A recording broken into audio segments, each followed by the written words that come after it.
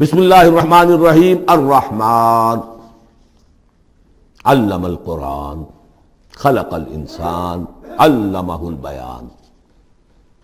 رحمان، اور یہ اللہ کا وہ نام ہے جو رحمت کے مادے سے، لیکن خاص شان اس کی یہ ہے کہ جس میں ایک طوفانی کیفیت ہے اللہ کی رحمت، ٹھاٹھے مارتے ہوئے سمندر کی طرح۔ غضبان ہم پڑھ چکے ہیں 2 دفعہ، نہایت غضبناک، حضرت موسیٰ کے لیے لفظ آیا غضبان آصفہ۔ تو عرب کہے گا اگر بھوک سے مر رہا ہے انا جوعان، پیاس سے مر رہا ہے انا عطشان، تو رحمان کے وزن پر بہت مبالغہ ہوتا ہے، اور اس میں ایک شان ہوتی ہے جیسے کہ طوفانی شان، طوفان وہ بھی اسی میں ہے۔ الرحمن وہ ہستی کہ جس کی رحمت ٹھاٹھے مارتے سمندر کے مانند ہے۔ علم القرآن، اس نے قرآن سکھایا ہے۔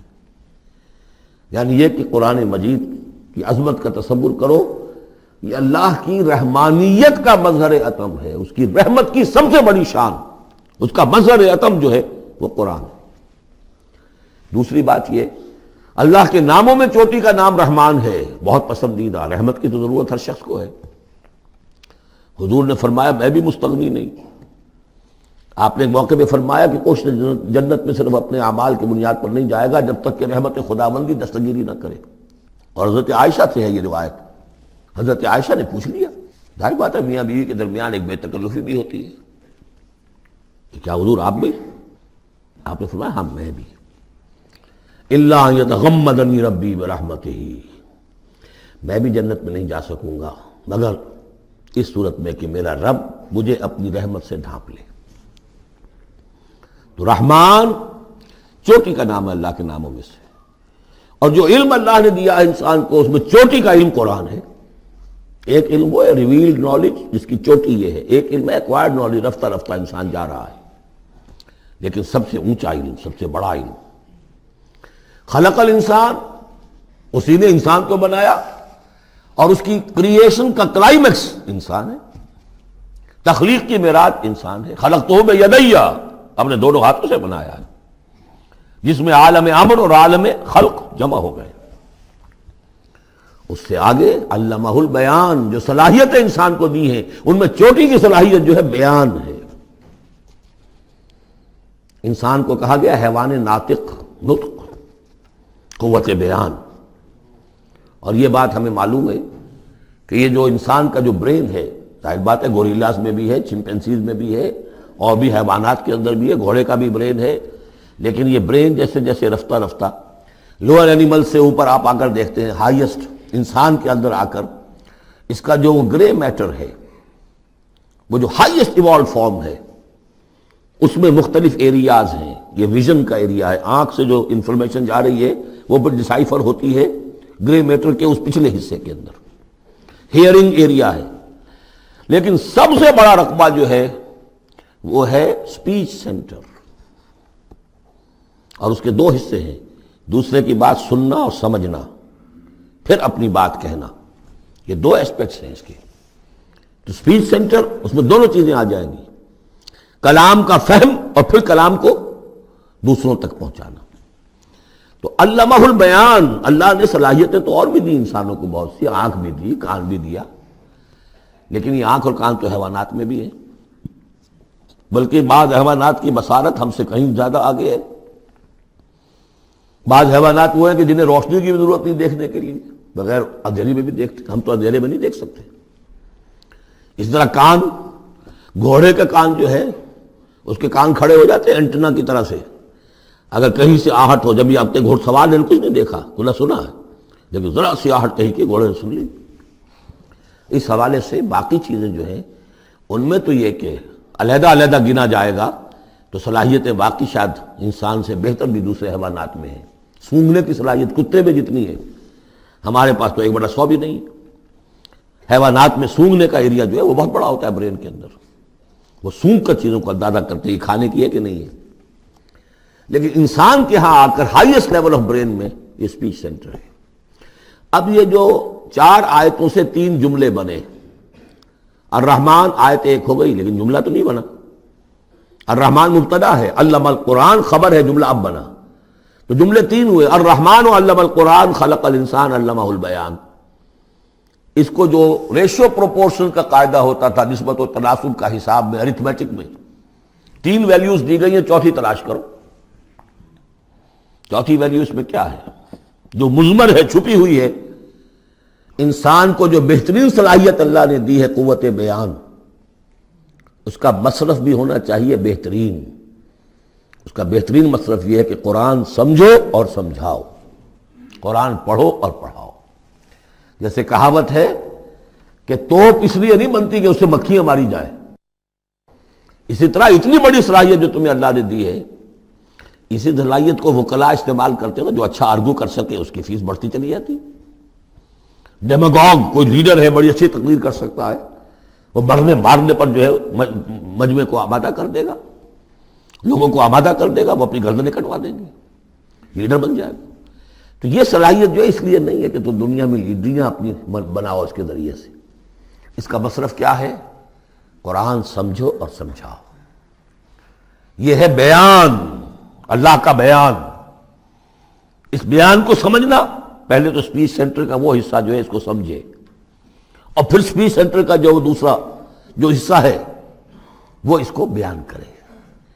چنانچہ اس کو کھول کر بیان کر دیا محمد رسول اللہ صلی اللہ علیہ وسلم نے۔ حدیث ہے آپ کی جس کے راوی ہیں عثمان ابن عفان۔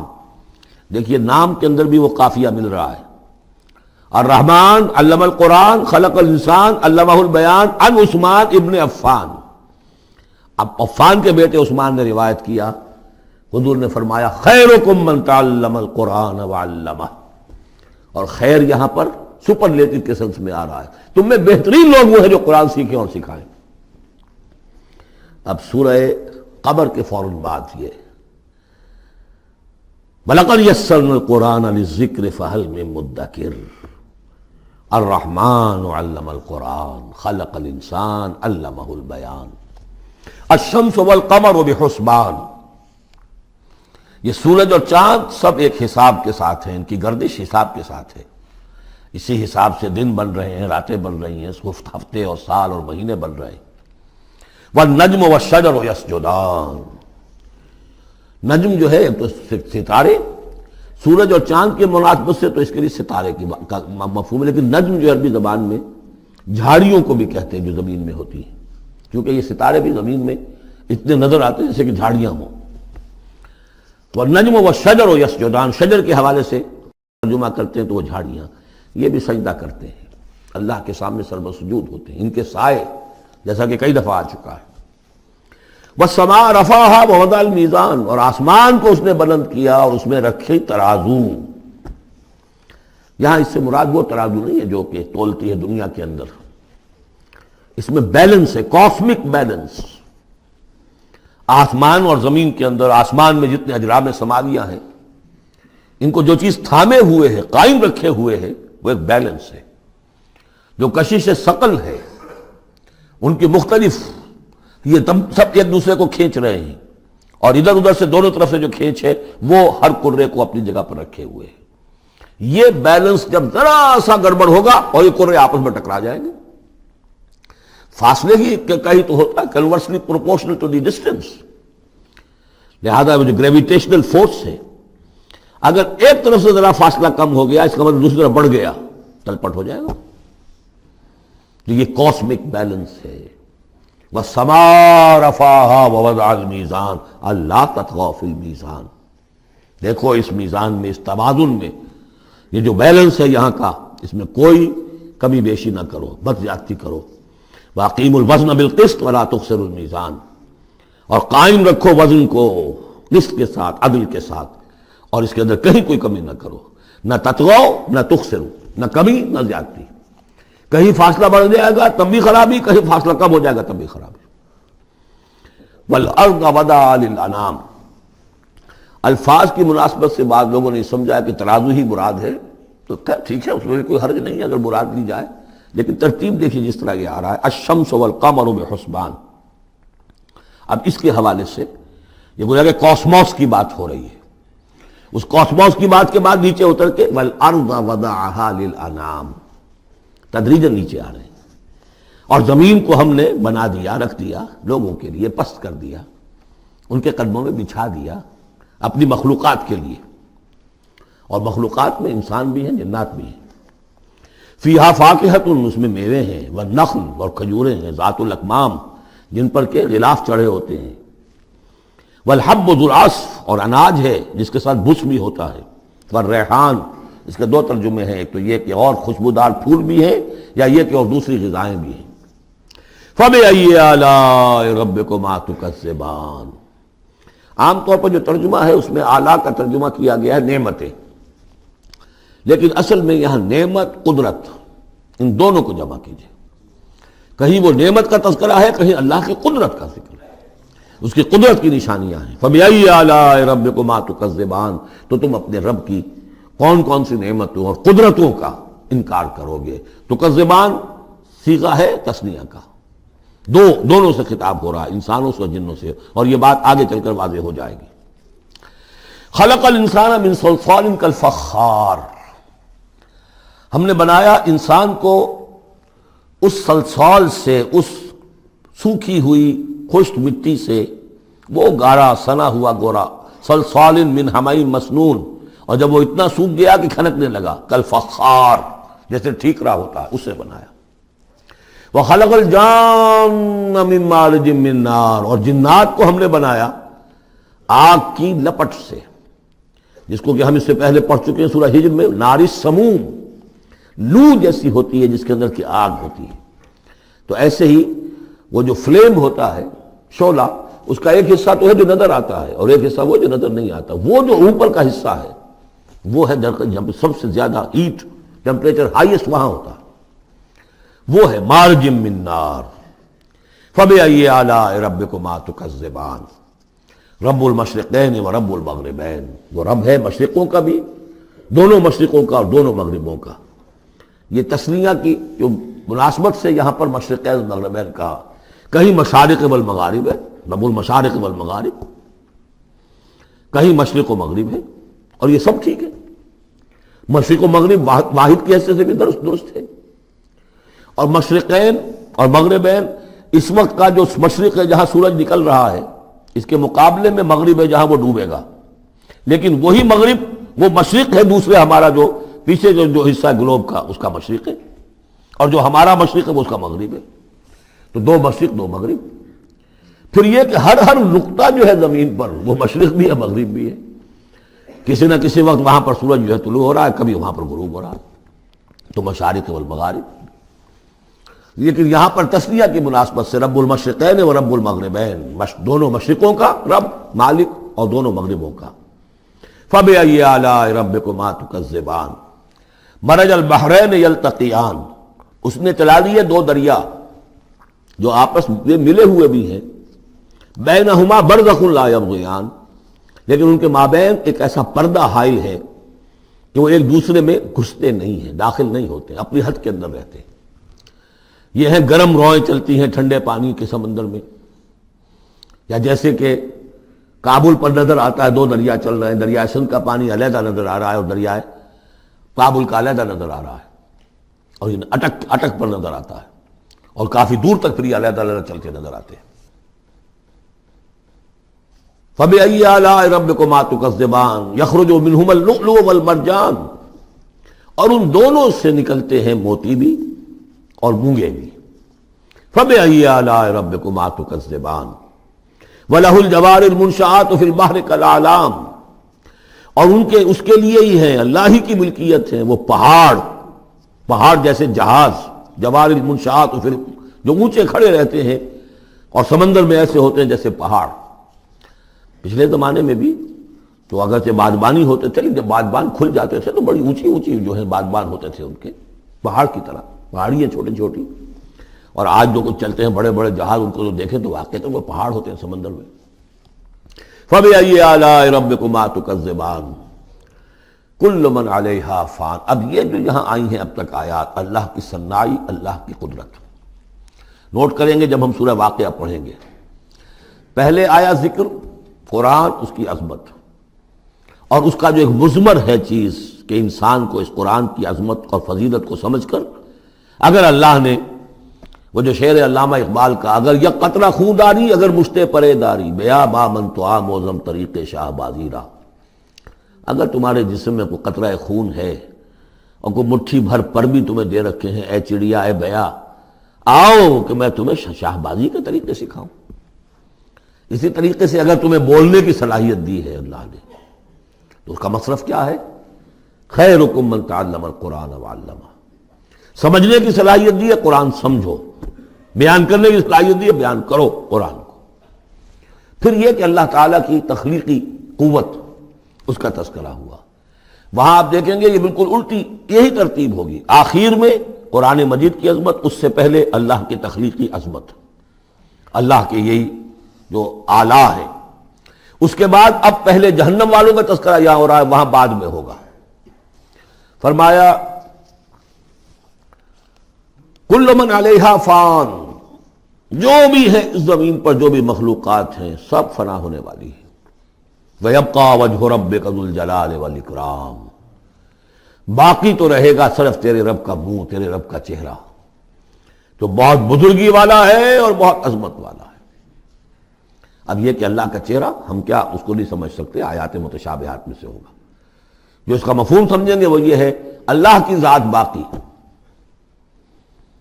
باقی سب چیز اللہ تعالیٰ کے سوا سب فانی، پوٹینشلی سب فانی ہے، اپنے طور پر سب کسی کا وجود جو ہے اپنے بل پر قائم نہیں ہے۔ اللہ جب تک قائم رکھے تو در حقیقت وہ خود اپنے بل پر قائم نہیں ہے، وہ تو اللہ تعالیٰ نے ان کو قائم رکھا ہوا ہے۔ کل من علیہا فان، اللہ باقی من کل فان، اللہ ہی باقی ہے، باقی تمام فانی ہے۔ وَيَبْقَى وَجْهُ رَبِّكَ ذُو الْجَلَالِ وَالْإِكْرَامِ فَبِأَيِّ آلَاءِ رَبِّكُمَا تُكَذِّبَانِ يَسْأَلُهُ مَنْ فِي السَّمَاوَاتِ وَالْأَرْضِ، جو بھی ہے آسمان اور زمین میں وہ سب اس کے در کے سوالی ہیں، اسی سے مانگ رہے ہیں۔ وجود بھی ملا ہے اسی سے، حیات کسی کے پاس ہے دی ہوئی ہے اسی کی، کوئی صلاحیت ہے تو دی ہوئی ہے اسی کی، کوئی ذہانت ہے تو دی ہوئی ہے اسی کی، روز کا رزق جو آ رہا ہے اسی کا عطا کرنا، ہر ایک سائل ہے۔ واللہ هو الغنی وانتم الفقراء، تم سب کے سب محتاج ہو، تمہارا وجود مستعار، تمہاری حیات مستعار، تمہیں علم جو دیا اس نے دیا جتنا دیا۔ ولا یحیطون بشیء من علمہ الا بما شاء، تو تمہاری کیفیت یہ ہے۔ یسألہ من فی السماوات والارض، اسی سے مانگتا ہے جو بھی ہے آسمانوں میں اور زمین میں۔ کل یوم ہوا فی شان، وہ ہر دن ایک شغل میں ہے، اس کی ایک مصروفیت ہے۔ یا میرے نزدیک اشارہ ہے اسی بات کی طرف، یدبر الامر من السماء الى الارض ثم یعرج الیہ فی یوم کان مقدارہ الف سنۃ مما تعدون۔ تدبیر امر ہے، ایک دن کی تدبیر وہ کرتا ہے، کیا کچھ اگرچہ وہ ایک دن اس کا 1000 سال کا ہے، اس میں کیا کیا ہونا ہے، کس طرح سے ہونا ہے، پھر وہ احکام کی تنفیذ ہوتی ہے، پھر اس کی رپورٹ ہے، اس کو واپس جاتی ہے۔ تو کل یوم ہوا فی شان، وہ کوئی ایک یوں سمجھیے کہ کوئی اسٹیٹک کوئی حقیقت نہیں ہے، خود اس کی مصروفیات، کل یوم ہوا فی شان، نئی شان کے ساتھ اس کا ظہور ہوتا ہے۔ کل یوم ہوا فی شان فبأی آلاء ربکما تکذبان سنفرغ لکم ایھا الثقلان۔ اب یہاں پر کھل کر بات کی کہ یہ تکذبان کیوں کہا جا رہا ہے۔ ہم جلد ہی فارغ ہو جائیں گے تمہارے لیے، اے دو بھاری قافلوں، اے انسانوں کا قافلہ اور اے جنات کے قافلے۔ ابھی جو ہے اس کائنات کو ہم نے چلایا ہوا ہے، ابھی مہلتیں ہم نے دے رکھی ہیں، وقت مقرر کیا ہوا ہے، اجل مسمى ہے اس کائنات کی بھی اور ہر قوم کی بھی۔ لکل امت اجل، ہر امت کے لیے بھی ایک اجل ہے، ہر ایک فرد کی اجل ہے، وہ سب ہے، لیکن القریب ہم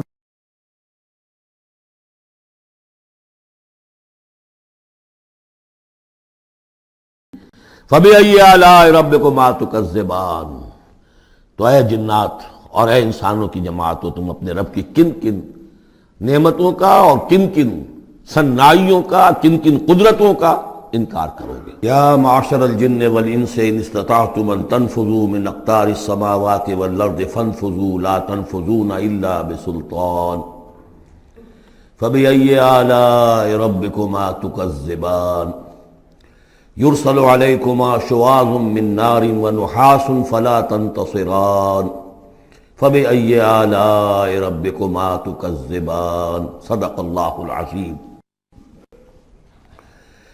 چونکہ اس سے پہلے آیت آ چکی ہے سنفرغ لکم ایھا الثقلان، دو بھاری قافلے جو ہیں اللہ تعالیٰ کی مخلوقات میں سے، ایک قافلہ انسانیت اور ایک قافلہ جو جنوں پر مشتمل ہے۔ اب یہاں اس آیت میں، آیت نمبر 33 میں براہ راست ان سے خطاب ہے، اے گروہ جن اور اے گروہ انس، یا معاشر الجن والانس ان استطعتم، اگر تمہارے اندر استطاعت ہے، طاقت رکھتے ہو، ان تنفذوا من اقطار السماوات والارض، کہ تم نکل بھاگو آسمانوں اور زمین کے دائروں سے، کناروں سے، فانفذوا تو نکل جاؤ، لا تنفذون الا بسلطان، نہیں نکل سکو گے مگر اللہ تعالیٰ کی سرعت کے ساتھ۔ یہ آیت مبارکہ مشکلات القرآن میں سے ہے، پوری طرح ہم شاید ابھی نہ سمجھ پائیں جب تک کہ اور ہمارا علم جو ہے کائنات کے بارے میں، کاسموس کے بارے میں اور علم بڑھ نہیں جاتا۔ لیکن یہ کہ عام طور پر یہ سمجھا گیا ہے کہ یہ انسان اور جن جو ہیں ایک حد تک ان کی رسائی ہے اس کائنات کے اندر، اس سے آگے نہیں۔ جیسے کہ آ چکا ہے، میں پہلے بھی بیان کیا ہے کہ جنات کے لیے غالباً یہ ہمارا جو سولر سسٹم ہے، یہ پورا جو ہے یہ ان کی جولان گاہ ہے، اس میں یہ جائیں جدھر جائیں چلے جائیں، اس سے آگے نہیں۔ انسانوں کا معاملہ یہ ہے کہ وہ اس کے اندر بھی جو بھی فاصلہ طے کرتے ہیں، وہ ظاہر بات ہے کہ وہ اس کے لیے مشینیں ایجاد کر کے جہاں تک جا رہے ہیں، لیکن اس پورے سولر سسٹم تک بھی ان کی رسائی ممکن نہیں ہوگی۔ لیکن یہ کہ ایک گمان میرا ہے جو میں آپ کے سامنے پیش کر رہا ہوں کہ قرآن مجید جب آسمانوں اور زمین کی بات کرتا ہے تو وہ مراد ہوتی ہے کل کائنات، کل یونیورس، اور کل یونیورس کے کناروں سے نکل بھاگنا، اس کے کیا معنی ہے؟ اس کے معنی یہ ہے معدوم ہو جانا، یعنی یہ کہ جہنم میں پڑنے والے چاہیں گے کہ ہم معدوم ہو جائیں۔ کاش کہ جیسا کہ ہم نے پڑھا تھا سورہ نساء میں، فَكَيْفَ إِذَا جِئْنَا مِن كُلِّ أُمَّةٍ بِشَهِيدٍ وَجِئْنَا بِكَ عَلَىٰ هَٰؤُلَاءِ شَهِيدًا۔ اس روز انسان چاہیں گے کہ اس طرح زمین شق ہو جائے، وہ اس میں دھس جائے اور زمین اوپر سے برابر کر دی جائے۔ یہ تو ہوگا یوم الحساب کو۔ لیکن سوال یہ ہے کہ من اقطار السماوات والارض، تمام آسمانوں اور زمین کے کناروں سے نکل بھاگنا، معدوم ہونا، یہ بھی بس میں نہیں ہے۔ اللہ کے اذن سے ہی ہم بنے ہیں، ہمیں وجود عطا ہوا ہے، اور اللہ ہی کا اختیار ہے جو ہمیں معدوم کر سکتا ہے۔ ہم لاکھ چاہیں کہ معدوم ہو جائیں، معدوم نہیں ہو سکتے، یہ بھی ہمارے اختیار سے باہر ہے۔ اذن رب ہی ہو تو ہم معدوم ہوں بغیر اذن رب۔ یہاں پر ویسے جو اللہ بسلطان، اللہ کا حکم، اللہ کی مرضی، اللہ کی سند، اس طرح کی کوئی بات ہے، اگرچہ عام طور پر بات وہ سمجھی گئی ہے جو پہلے میں نے بتایا ہے، میرا گمان یہ ہے واللہ عالم۔ بہرحال مشکلات القرآن میں سے ہے۔ فَبِأَيِّ آلَاءِ رَبِّكُمَا تُكَذِّبَانِ، تو تم اپنے رب کی کن کن نعمتوں اور کن کن صناعیوں اور کاریگریوں اور کن کن قدرتوں کا انکار کرو گے۔ یرسل علیکما شواظ من نار، تم پر پھینکے جائیں گے شعلے بھڑکتے ہوئے آگ کے، ونحاس، اور دھواں ملا ہوا، وہ آگ جس میں کہ دھواں ملا ہوا ہو، فلا تنتصران، پھر تم بدلہ نہیں لے سکو گے۔ فَبِأَيِّ آلَاءِ رَبِّكُمَا تُكَذِّبَانِ فَإِذَا انشَقَّتِ السَّمَاءُ، جب آسمان پھٹ جائے گا، فَكَانَتْ وَرْدَةً كَالدِّهَانِ، تو ایسے ہو جائے گا گلابی رنگ کا جیسے کہ تیل کی تلچھٹ ہوتی ہے۔ جب تیل کو صاف کیا جاتا ہے تو اس کے نیچے جو تلچھٹ رہ جاتی گلابی رنگ کی۔ فَبِأَيِّ آلَاءِ رَبِّكُمَا تُكَذِّبَانِ فَيَوْمَئِذٍ لَا يُسْأَلُ عَنْ ذَنبِهِ إِنسٌ وَلَا جَانٌ، تو اس روز کوئی پوچھنے کی ضرورت نہیں ہوگی ان کے گناہوں کے بارے میں، نہ انسانوں سے نہ جنوں سے۔ اللہ تعالیٰ پوچھے گا، حساب کتاب بھی ہوگا، لیکن یہ کہ اپنی جگہ پر ہر ایک کے چہرے پر لکھا ہوگا اس کا انجام۔ بل الانسان علی نفسہ بصیرہ، چنانچہ کئی جگہ قرآن مجید میں نقشہ کھینچا گیا ہے، میدان قیامت میں جب لوگ کھڑے ہوں گے، کچھ لوگوں کے چہرے تر و تازہ ہوں گے، کچھ لوگوں کے اوپر مردنی چھائی ہوئی ہوگی، جس کی مثال بہترین ہوتی ہے ہائی سکولز کے اندر۔ ہر سال جب ڈکلیئر کرتے ہیں امتحان، سالانہ امتحان کا نتیجہ، تو جب کھڑے ہوتے ہیں طالب علم سننے کے لیے، تو بعض لوگوں کے چہروں کے اوپر لکھا ہوتا ہے کہ یہ فیل ہونے، اس لیے کہ انہیں معلوم ہے لکھ کر کے آئے تھے ہم، اور بعض کے چہرے تر و تازہ ہوتے ہیں، انہیں اگر فکر ہوتی ہے تو اس کی کہ میں فرسٹ آتا ہوں یا نہیں آتا، بس اس کی تشویش ہو سکتی ہے، لیکن یہ کہ انہیں کوئی اندیشہ یہ نہیں ہوتا کہ وہ فیل ہو جائیں گے۔ تو فَيَوْمَئِذٍ لَا يُسْأَلُ عَنْ ذَنبِهِ انس ولا جان، اس دن پوچھا جانا ضروری نہیں ہوگا کسی سے بھی، نہ جن سے نہ انس سے، ان کے گناہ کے بارے میں۔ فَبِأَيِّ آلَاءِ رَبِّكُمَا تُكَذِّبَانِ يُعْرَفُ الْمُجْرِمُونَ بِسِیمَاهُمْ، پہچان لیے جائیں گے مجرم اپنے چہروں سے، چہرے ان کے اترے ہوئے ہوں گے، انہیں تو معلوم ہوگا۔ یعرف المجرمون بسیماہم فیؤخذ بالنواصی والاقدام، پھر ان کو پکڑا جائے گا ان کی پیشانی کے بالوں سے اور پاؤں سے، یعنی ہر ایک کو کوئی فرشتہ جو ہے وہ ادھر سے اس کی پیشانی کے بال پکڑے گا اور ادھر سے اس کی ٹانگیں پکڑ کر ٹاس کرے گا اسے۔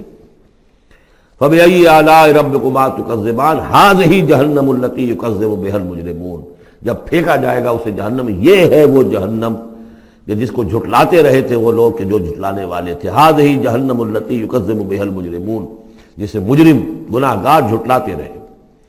یطوفون بینہا و بین حمیم آن، اب وہ چکر لگاتے رہیں گے، اس آگ سے نکلیں گے، پانی پینا چاہیں گے تو وہ پانی کھولتا ہوگا، حمیم آن، کھولتے پانی کے اور اس آگ کے درمیان۔ فَبِأَيِّ آلَاءِ رَبِّكُمَا تُكَذِّبَانِ، اب یہ تو اہل جہنم کا انجام ہے جو یہاں بیان ہو گیا۔ یہاں جنتیوں کے انجام سے پہلے ان کا بیان ہے، سورہ واقعہ میں پہلے جنتیوں کا بیان آئے گا اور پھر اہل جہنم کا بیان آئے گا، ترتیب عکسی۔ وَلِمَنْ خَافَ مَقَامَ رَبِّهِ جَنَّتَانِ، اور جو بھی اپنے رب کے حضور میں کھڑے ہونے سے ڈرتا رہا، لرزا و ترسا رہا، اس کے لیے دو جنتیں ہیں۔ یہ دو جنتیں کیوں کہی گئی؟ اس کے لیے جو توجیہ میری سمجھ میں آئی ہے اس میں مجھے خاصا اطمینان ہے، انشراح ہے، کہ جنتیں جو جنوں کے لیے ہوں گی وہ علیحدہ جنت ہے، انسانوں کے لیے علیحدہ ہے۔ ظاہر بات ہے دونوں کے احساسات جدا ہیں، دونوں کے ذوق جدا ہیں، دونوں کے مذاق جدا ہیں، لہذا ایک جنت ہے کہ جو انسانوں کے لیے ہے اور ایک جنت ہے کہ جو جنات کے لیے ہے۔ ایک ہی طرح کی چیزیں ان دونوں کے لیے پلیزنٹ اور ان دونوں کے لیے جو ہو سکتی ہیں مسرت اور سرور آمیز، وہ ایک طرح کی نہیں ہو سکتی، ان کے تقاضے مختلف ہوں گے۔ تو لمن خاف، جو ڈرنے والے ہیں ان کے لیے جنتیں فراہم کر دی اللہ نے، وہی تسلیہ کا صیغہ ہے چونکہ یہاں جنوں اور انسانوں سے خطاب ہو رہا ہے مسلسل۔ یہ جو جنتان ہوں گی یہ ابتدائی جنتیں جن کا ذکر یہاں ہو رہا ہے، اس کے بعد دو اور جنتیں ہوں گی، تو جنتیوں کے دو درجے ہیں، ان میں جنات بھی ہوں گے انسان بھی ہوں گے، تو چار ہو گئے۔ کمتر درجے کے جنتی انسان اور جن دو، اور برتر درجے کے جنتی انسان اور جن دو، تو دو اور دو چار۔ تو یہاں پر اس سورہ مبارکہ میں جنتوں کا ذکر ہے۔ پہلے یہ کمتر درجے کے جنتیوں کا ذکر ہو رہا ہے۔ وَلِمَنْ خَافَ مَقَامَ رَبِّهِ جَنَّتَانِ فَبِأَيِّ آلَاءِ رَبِّكُمَا تُكَذِّبَانِ ذَوَاتَا أَفْنَانٍ، اس کی بہت سی شاخیں ہوں گی اس جنت کی۔ فَبِأَيِّ آلَاءِ رَبِّكُمَا تُكَذِّبَانِ فِيهِمَا عَيْنَانِ تَجْرِيَانِ، ان دونوں میں چشمے ہیں۔ اب عینان، ایک ایک جنت میں ایک ایک چشمہ ہے جو بہہ رہا ہے۔ فَبِأَيِّ آلَاءِ رَبِّكُمَا تُكَذِّبَانِ، اپنے رب کی کون کون سی نعمتوں کو جھٹلاؤ گے۔ فِيهِمَا مِن كُلِّ فَاكِهَةٍ زَوْجَانِ، اور ان دونوں میں ہر طرح کے جو میوے ہیں ان کی دو دو قسمیں ہیں، جوڑے۔ فَبِأَيِّ آلَاءِ رَبِّكُمَا تُكَذِّبَانِ مُتَّكِئِينَ عَلَىٰ فُرُشٍ بَطَائِنُهَا مِنْ اسْتَبْرَقٍ وَجَنَى الْجَنَّتَيْنِ دَانٍ، اور وہ وہاں تکیہ لگائے ہوں گے، سہارا لگائے ہوں گے ایسے فرشوں پر کہ جن کے استر بنے ہوئے ہوں گے گاڑھے ریشم کے، استر ہوں گے گاڑھے ریشم کے، تو جو ان کا اصل جو اوپر کا حصہ ہوگا وہ کس شے کا ہوگا، گویا کہ وہ تمہارے تصور سے باہر ہے۔ وَجَنَى الْجَنَّتَيْنِ دَانٍ، اور دونوں جو باغ ہیں دونوں جنتوں کے، ان کے جو پھل ہیں میوے وہ جھک رہے ہوں گے، نیچے کو ہوں گے، تاکہ آرام سے جنتی جو ہے جو چاہے حاصل کر لے۔ فَبِأَيِّ آلَاءِ رَبِّكُمَا تُكَذِّبَانِ فِيهِنَّ قَاصِرَاتُ الطَّرْفِ، ان جنتوں میں ہوں گی وہ عورتیں کہ جن کے نگاہیں نیچے جھکی ہوئی ہوں گی۔ عورت کے اندر شرم اور حیا جو ہے اس کا خاص زیور ہے، یہ خود اس کے حسن کا ایک حصہ ہے۔ تو نگاہوں کا نیچا ہونا یہ اصل میں حیا اور شرم کی علامت ہے، نیچے نگاہ والی۔ لم یطمثن انس قبلہم ولا جان، ان کو چھوا نہیں ہوگا اس سے پہلے نہ کسی انسان نے نہ جن نے، ان سے پہلے۔ یعنی ظاہر بات ہے کہ جو جنوں کی جنت ہے اس میں ان کی مناسبت سے ان کے لیے بیویاں ہوں گی، اور جو مردوں کی انسانوں کی جنت ہے ان کے لیے ان کی مناسبت سے ہوں گی، اور وہ جو ہوں گی جو جنت جنات کی ہے ان میں جو بھی ان کے لیے ہوں گی ان کی بیویاں انہیں بھی کسی جن نے پہلے چھوا نہیں ہوگا، اور اسی طرح انسانوں کے لیے جو جنت ہوگی اس میں جو ان کو بیویاں دی جائیں گی ان کو کسی انسان نے پہلے نہیں چھوا ہوگا۔ فَبِأَيِّ آلَاءِ رَبِّكُمَا تُكَذِّبَانِ كَأَنَّهُنَّ الْيَاقُوتُ وَالْمَرْجَانُ، وہ جو ہوں گی بیویاں دی جائیں گی ان جنتوں میں وہ ایسے ہوں گی جیسے لال اور مونگے۔ فَبِأَيِّ آلَاءِ رَبِّكُمَا تُكَذِّبَانِ هَلْ جَزَاءُ الْإِحْسَانِ إِلَّا الْإِحْسَانُ، کیا احسان کا، بھلائی کا، نیکی کا بدلہ احسان اور بھلائی کے سوا بھی کچھ ہو سکتا ہے؟ ان لوگوں نے اللہ کے لیے، اللہ کے دین کے لیے، اللہ کے احکام کی پابندی میں جو کچھ بھی انہوں نے محنتیں کی، کوششیں کی، اب ظاہر بات ہے کہ اللہ تعالیٰ کو اس کا بدلہ انہیں دینا ہے انہی صورتوں میں۔ وَمِن دُونِهِمَا جَنَّتَانِ، اور ان سے پرے دو جنتیں اور ہیں۔ اب اس میں مفسرین کے مختلف اقوال ہیں، پہلی جنتیں کن کی ہیں، دوسری جنتیں کن کی ہیں، اس لیے کہ اس کے لیے دو الفاظ جو آئیں گے سورہ واقعہ میں آئیں گے کہ ایک اصحاب الیمین ہے اور ایک مقربون ہے۔ ایک وہ ہے جو آگے اللہ کے بہت ہی مقرب بارگاہ ہو جاتے ہیں، اولئک المقربون، اور ایک وہ ہیں کہ جو داہنے والے ہیں، اور ایک ہے شمال والے۔ تو ایک تو ہے بنیادی، یہ گمراہ تھے، یہ جہنمی، یہ نیک تھے، اور یہ جو ہے جنتی ہیں، لیکن ایک ہے بہت آگے والے، فالسابقون السابقون اولئک المقربون، وہ لوگ جو آگے نکل جانے والے ہیں، وہ جو بلند تر نیکیوں والے ہیں، بلند تر مقامات والے ہیں۔ جیسے کہ سورہ توبہ میں ہم نے پڑھا تھا والسابقون الاولون من المہاجرین والانصار والذین اتبعوہم بإحسان، تو دو درجے ہو گئے تھے۔ تو اس طرح یہاں پر جو میرے نزدیک پہلی جنتوں کا تذکرہ جو ہے وہ در حقیقت ہے جو کم تر جنتی ہیں، اصحاب الیمین، اور اب جو تذکرہ ہو رہا ہے وہ ہے جنت ان کی کہ جو مقربین بارگاہ ہیں، سابقین۔ وَمِن دُونِهِمَا جَنَّتَانِ، اور ان دونوں کو پرے اور دو جنتیں ہوں گی۔ فَبِأَيِّ آلَاءِ رَبِّكُمَا تُكَذِّبَانِ، یہ بھی دو ہوں گی، ایک جنات کے لیے اور ایک انسانوں کے لیے۔ مُدْحَامَّتَانِ، بڑے گہرے سبز رنگ کی جنتیں ہوں گی، سبز کاہی جسے ہمارے ہاں کہا جاتا ہے، گہرا سبز، سیاہی مائل سبز، اتنی گہرا سبز ہو کہ سیاہی مائل ہو جائے۔ یہ میں ابھی عرض کروں گا، اس کی ایک خاص پس منظر ہے۔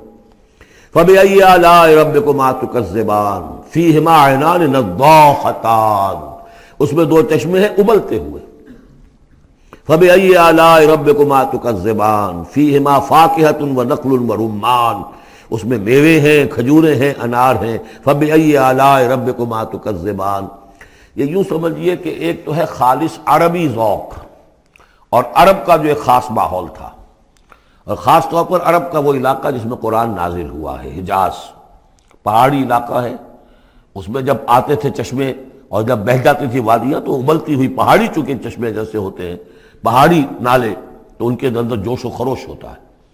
اور دوسرے کہ وہاں پر جو باغات ہوتے تھے، کھجور کے درخت، اور وہاں پر وہ سبزی جو رنگ ہے ان کا وہ سبزی مائل گہرا، اور اسی کے اندر پھر جو چھاؤں ہے، تو جو ان کا تصور ہے ایک عربی ذوق ہے، ایک عجمی ذوق ہے۔ وہ عجمی ذوق ہے جو پہلے بیان ہوا ہے، عربی ذوق ہے جو اب بیان ہو رہا ہے۔ فیہما فاکہۃ ونخل ورمان، اب یہ چیزیں جو ہیں یہ عرب کے اندر کھجوریں ہیں، انار ہے۔ فبأی آلاء ربکما تکذبان فیہن خیرات حسان، اس میں ہوں گی بہت ہی اچھی عورتیں، نہایت خوبصورت۔ فبأی آلاء ربکما تکذبان حور مقصورات فی الخیام، اب یہاں حور کا لفظ آیا، پہلے میں نہیں آیا ہے۔ پہلے میں یہ تو آیا ہے فیہن قاصرات الطرف لم یطمثن انس قبلہم ولا جان، لیکن لفظ حور یہاں آیا ہے۔ اسی کو نوٹ کریں گے کہ سورہ واقعہ میں بھی ایک کے ساتھ حور کا لفظ آئے گا، دوسرے کے ساتھ نہیں۔ حور مقصورات فی الخیام، اب یہ بھی عرب پس منظر ہے، خیموں میں رہنے والے۔ وہ حوریں کہ جو خیموں میں رکی رہنے والی ہوں گی۔ ظاہر بات ہے کہ وہاں پر تو عام طور پر شہر بہت کم تھے، پورے عرب کے اندر، حجاز کے اندر بہت کم، جو عام طور پر جو آبادیاں تھیں وہ خیموں میں رکی رہنے والیاں۔ وقرن فی بیوتکن ولا تبرجن تبرج الجاہلیۃ الاولی، وہ شمع محفل نہیں بنتی بلکہ وہ چراغ خانہ بنتی ہیں۔ حور مقصورات فی الخیام فبأی آلاء ربکما تکذبان لم یطمثن انس قبلہم ولا جان، نہیں انہیں چھوا ہوگا ان سے پہلے نہ کسی انسان نے اور نہ کسی جن نے۔ یہ ان دونوں کے میرے نزدیک علیحدہ علیحدہ، جنات کی جو جنت ہے اس میں جو ان کے لیے عورتیں اور بیویاں فراہم کی جائیں گی انہیں کسی جن نے نہیں چھوا ہوگا ان سے پہلے، اور جو انسانوں کے لیے جنت ہوگی وہاں جو انہیں بیویاں دی جائیں گی اور حوریں دی جائیں گی انہیں کسی انسان نے نہیں چھوا ہوگا۔ فَبِأَيِّ آلَاءِ رَبِّكُمَا تُكَذِّبَانِ مُتَّكِئِينَ عَلَىٰ رَفْرَفٍ خُضْرٍ وَعَبْقَرِيٍّ حِسَانٍ، وہ تکیہ لگائے بیٹھے ہوئے ہوں گے سب مسندوں پر اور بڑے قیمتی نفیس بچھونوں پر۔ فَبِأَيِّ آلَاءِ رَبِّكُمَا تُكَذِّبَانِ تَبَارَكَ اسْمُ رَبِّكَ ذِي الْجَلَالِ وَالْإِكْرَامِ، بہت بابرکت ہے نام تیرے رب کا جو بہت ذی الجلال بڑائی والا ہے اور اکرام عظمت والا ہے۔